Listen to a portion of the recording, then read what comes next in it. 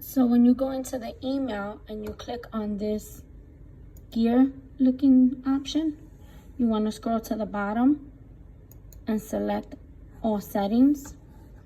And then you want to go to rules. If you have rules here, if you have the rule that you're blocking your emails from Google Classroom or any other rules here, you have to delete them.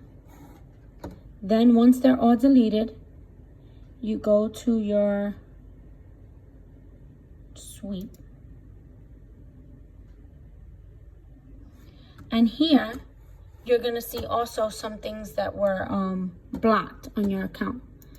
Then you go to your junk, and then in your junk, you will see if anything is blocked through junk mail as well.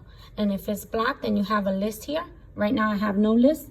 If you do have a list, you wanna send everything to the trash and you wanna delete everything. Once everything is empty like mine, you will be able to receive emails from everyone again, receive emails from outside sources. When I had all those blocks on and all those rules, I was not able to receive anything from non-DOE.